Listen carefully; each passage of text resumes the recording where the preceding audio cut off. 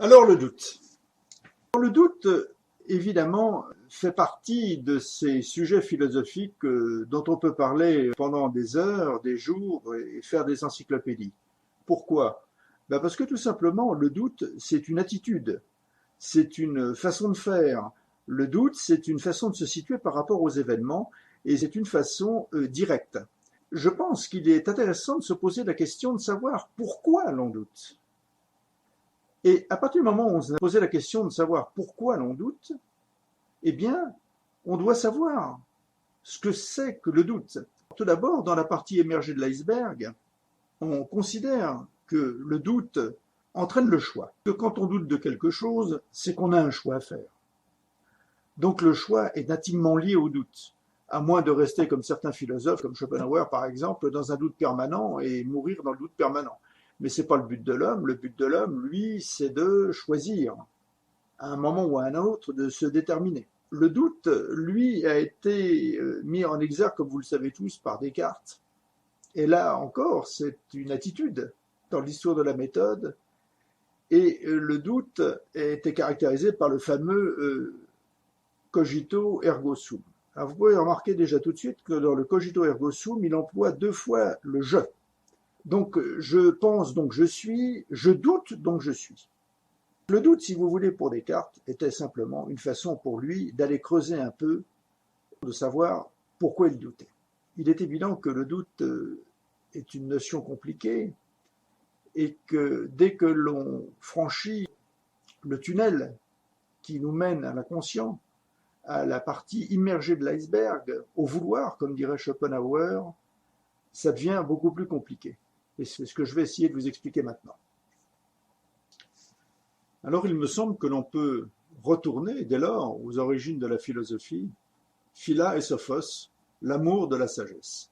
Qu'est-ce que c'est que l'amour de la sagesse? L'amour de la sagesse, c'est de découvrir la vérité, c'est de découvrir la connaissance en fait. Donc le doute nous conduit à chercher la connaissance, à chercher la vérité.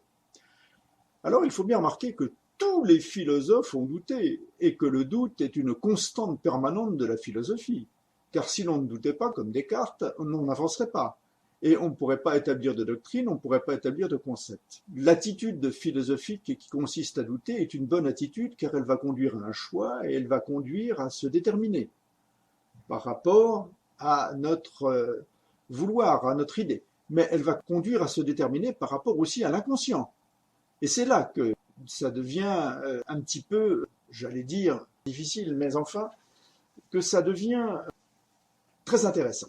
Évidemment, comme je ne suis que, vous le savez, qu'un petit philosophe de banlieue et que je n'ai pas la prétention d'établir une doctrine, je suis bien obligé d'aller chercher chez les autres ce qu'ils ont pensé du doute et ce qu'ils ont pensé de la connaissance et de la vérité.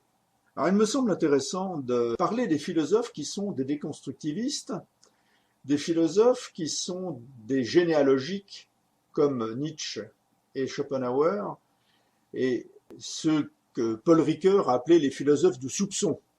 Pourquoi les généalogiques? Parce que la généalogie en philosophie signifie déconstruction, c'est-à-dire en fait remonter d'un point de départ pour aller aboutir à une idée. Philosophe du soupçon parce que ces philosophes en fait contestaient un peu tout et mettaient sur le compte de l'inconscient ce qu'ils ne réussissaient pas, mais j'en parlerai tout à l'heure, à exprimer directement.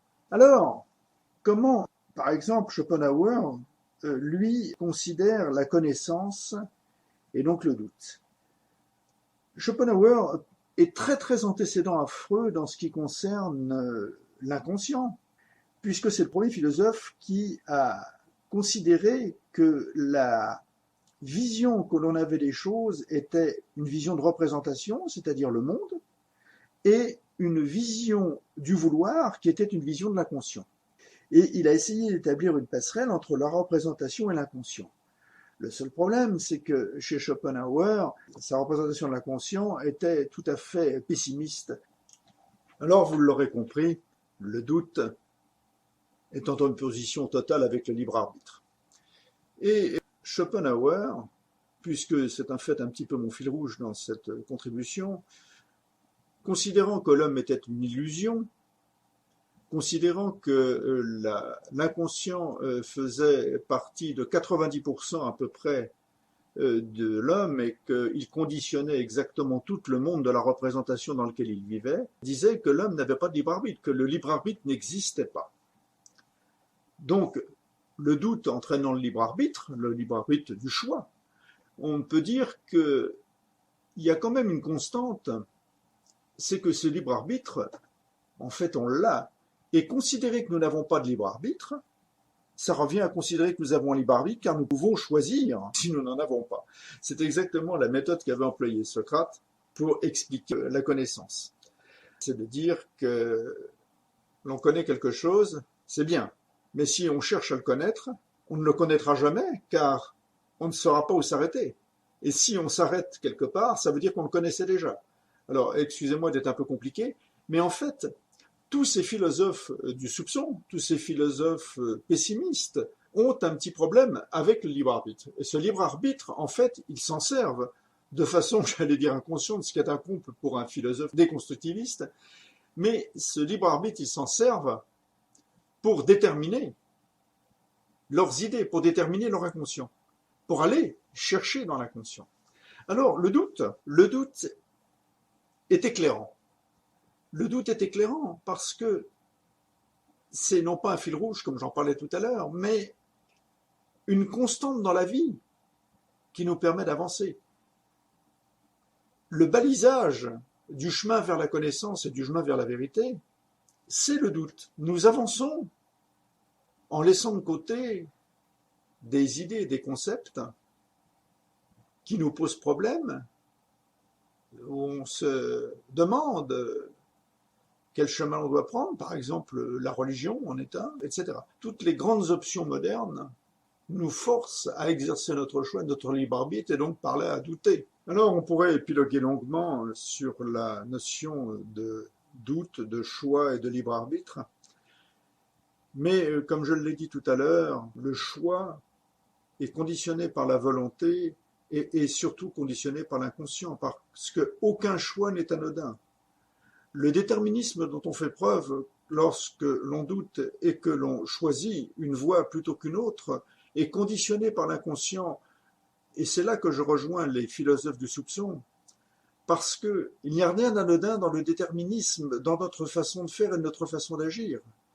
Chacun étant différent, chacun ayant bien évidemment un inconscient différent et des racines différentes, choisit une option qui ne serait pas forcément choisie par l'autre. Et donc, on peut dire que le doute est un terme générique pour habiter la philosophie de la connaissance et la philosophie de la vie bonne. J'emprunte cette formule à André Comte-Sponville et à Luc Ferry, qui, je crois, définit parfaitement l'esprit philosophique vers lequel on doit tendre quand on fait un petit peu de philosophie. Sinon, on essaie de faire la synthèse de ce que l'on a vu sur le doute. 3 grands items s'en détachent. Le premier, c'est le doute, bien sûr. Le deuxième, c'est le choix inhérent au doute, car si l'on doute, on doit choisir. Et le libre arbitre inhérent au choix, parce que notre choix n'est possible et libre que lorsque l'on a son libre arbitre. Ces 3 items s'échelonnent dans la conscience, sont des critères objectifs. Et qui dit critère objectif dit critère au premier degré, c'est-à-dire qu'on ne touche pas à l'inconscient, on ne caractérise pas l'inconscient. Vous voyez bien que le doute est permis et que le doute est fondamentalement nécessaire. Que ce doute va nous accompagner durant toute notre vie.